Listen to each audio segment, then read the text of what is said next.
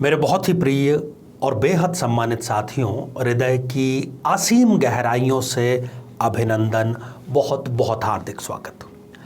साथियों, कर्ज या लोन एक ऐसी ज़रूरत है कि मुझे लगता है कि आज हर एक व्यक्ति ने किसी न किसी रूप में ऋण ले ही रखा है, और जो लेना नहीं भी चाहता उसके पास भी आए दिन ऐसे किसी न किसी बैंक के फ़ोन ज़रूर आते हैं कि आपको हम फलाना फलाना ऋण देना चाहते हैं और आप इसको प्राप्त कर लीजिए, यह आपके लिए इस प्रकार से फ़ायदेमंद है। साथियों, आज इस एपिसोड में हम कर्ज के बारे में एक ऐसे रहस्य का उद्घाटन करने जा रहे हैं जो कि आपको बहुत बड़े संकट से उबार सकता है। 3 ऐसे लोग जिनको कि भूल कर भी कभी ऋण नहीं लेना चाहिए। क्यों नहीं लेना चाहिए? कि यदि वो ऋण ले लेंगे तो वो ऋण उनको उबारने के बजाय डुबाने का कार्य जरूर कर देगा। देखिए, ऋण हम अक्सर किस लिए लेते हैं? ज़्यादातर मामलों में हम यदि किसी संकट में हैं, यदि हमें कोई ज़रूरत है तभी हम ऋण लेते हैं। मकान बनाने के लिए ऋण लेते हैं, कार लेने के लिए ऋण लेते हैं, और किसी पर्सनल कार्य के लिए ऋण लेते हैं, या हम अपने व्यापार के विस्तार के लिए ऋण लेते हैं। ऋण हम ले लेते हैं और फिर उसके बाद में उसको चुकाने का हमारा कार्यक्रम प्रारंभ होता है EMI के माध्यम से। अब सब चीज़ें यदि ठीक रहे तो हम सही समय पर, या हो सकता है कि समय से पहले ही उस ऋण को अदा करके एक चिंता से मुक्त हो जाएं। परंतु कई बार जन्म कुंडली में ऐसी स्थिति निर्मित हो जाती है कि व्यक्ति चाहते हुए भी जो उसने ऋण लिया है वो तो बड़े उत्साह के साथ में लिया था, बड़े जोश के साथ में लिया था, परंतु फिर उसको वो चुका नहीं पाता है, और फिर उसको ऐसा दुष्चक्र में वो फंसता चला जाता है कि उस ऋण को चुकाने के लिए फिर दूसरा ऋण, फिर दूसरे ऋण को चुकाने के लिए तीसरा ऋण, इस प्रकार से वो चक्र चलता ही रहता है। इसलिए आप अपनी कुंडली उठा लीजिए, और कोई बहुत बड़ा ऋण आप बहुत बड़ी रिस्क लेकर के प्लान करना चाह रहे हैं तो ये एपिसोड आपको ज़रूर देखना चाहिए। साथियों, इस पर हम विस्तार से चर्चा करें इससे पहले एक बेहद ज़रूरी सूचना कि हम हमारे प्रत्येक एपिसोड के अंत में किसी न किसी जातक के प्रश्न का उत्तर देते हैं, और ये प्रश्न हमें प्राप्त होते हैं आप लोगों के ही द्वारा YouTube कमेंट के माध्यम से।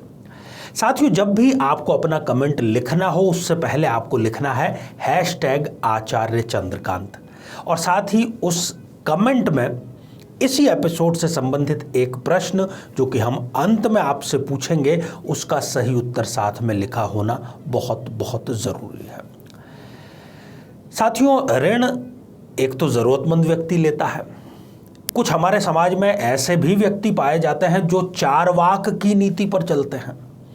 उनके लाइफ का एक ही सिद्धांत होता है कि लोगों को मूर्ख बनाओ, उनसे बहानेबाजी करके ऋण प्राप्त करो और फिर उस पैसे को हजम कर जाओ। बड़े ही बेशर्म किस्म के वो व्यक्ति होते हैं। और जो चारवाक की नीति है ना, कि ऋण लेकर भी आप घी पीने का कार्य करो, कल किसने देखा है, तो वो उस पर वो चलने का कार्य करते हैं।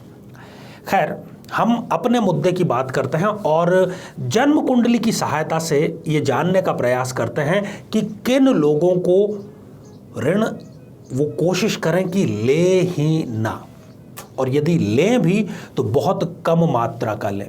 आपको पता है कि मैं 100 रुपये कमाता हूँ महीने के, तो आप 10 रुपये का ही ऋण लें, अन्यथा आप उसको चुका नहीं पाएंगे, वो ऋण आपको ले ही डूबेगा। यदि कोई व्यक्ति जो कि डूब रहा है किसी में, समुद्र में, नदी में या तालाब में, उसको एक छोटी नाव नज़र आती है, उसको लगता है कि मैं इस नाव में सवार होकर के बच जाऊंगा, मेरी जान बच जाएगी। जैसे ही वो उस नाव में सवार होता है, उसको पकड़ करके उसमें बैठ जाता है, उसको पता लगता है कि इस नाव में तो एक छिद्र है इसकी पेंदी में, और धीरे धीरे ये नाव पानी से भर रही है और कुछ ही देर में ये नाव भी डूब जाएगी। लोन भी इसी प्रकार का कार्य कर सकता है। लेते हम उसको अपनी भलाई के लिए हैं, शुरुआत में बड़ा वो लालयित करता है, परंतु यदि हमारे सितारे ठीक नहीं हैं तो वही हमें एक डूबती हुई नाव बन सकता है।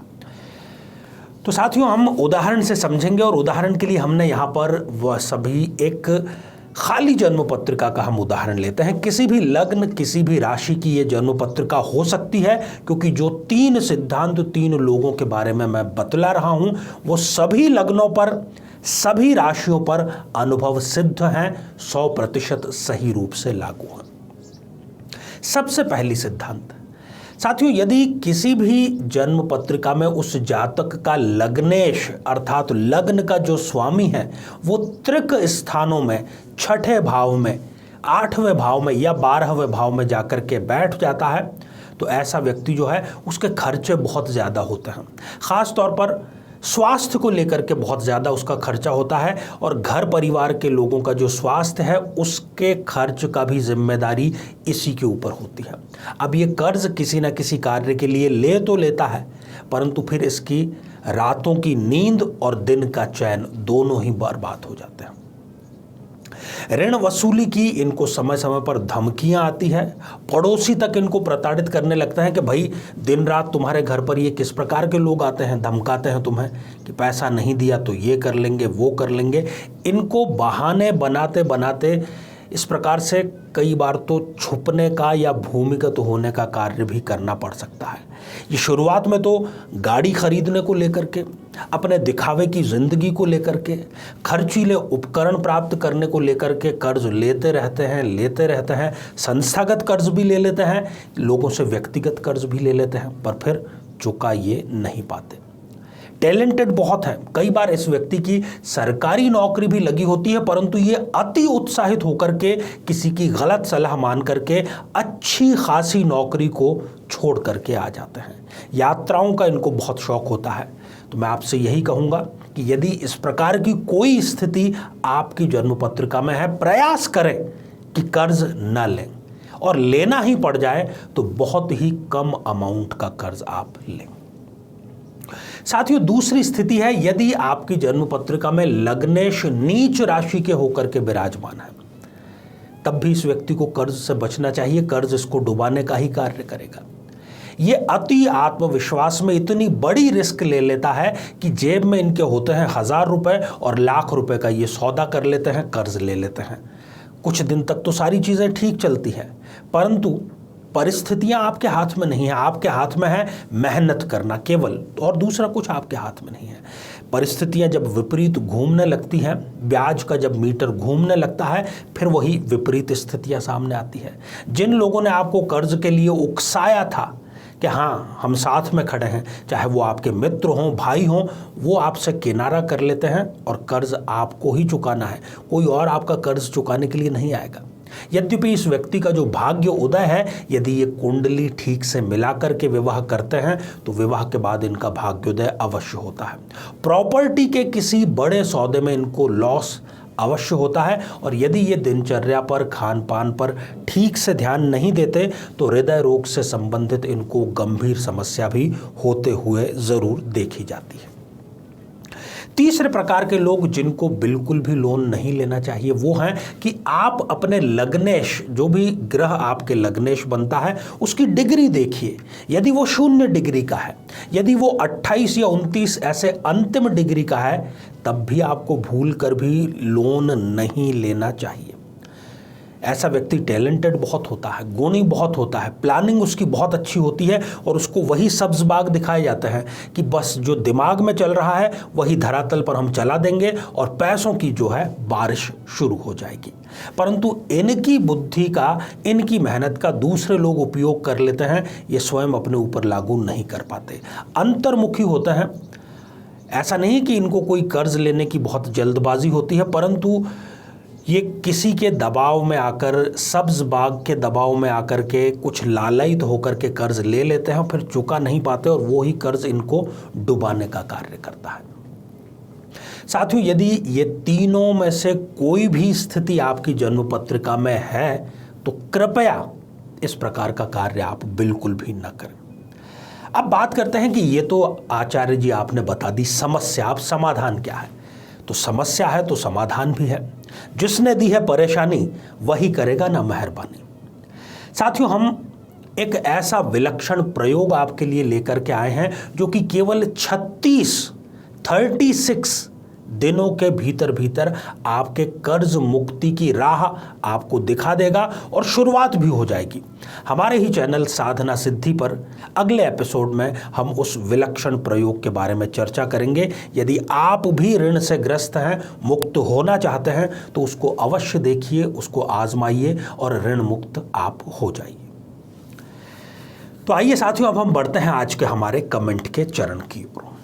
साथियों, आज हमने कमेंट शामिल किया है अवनीत पांडे जी का, जो कि उन्होंने लिखा है डुमरियागंज उत्तर प्रदेश से। और अवनीत जी, आपने पूछा है कि मेरा भाग्य उदय कब होगा, गोल्डन पीरियड लाइफ में कब आएगा।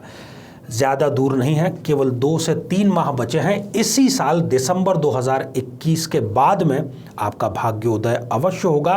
मंगल में आपको जब शनि का अंतर शुरू हो जाएगा, वो आपके लिए एक टर्निंग पॉइंट साबित होगा और आप लाइफ में तरक्की ज़रूर करेंगे। तो आइए साथियों, अब आज का बेहद ही आसान सा प्रश्न। आज हमने चर्चा की कि किन लोगों को ऋण नहीं लेना चाहिए।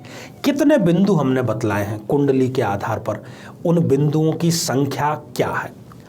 साथियों, आप सभी स्वस्थ, समृद्ध और शांतिपूर्वक जीवन व्यतीत करें। नमस्कार।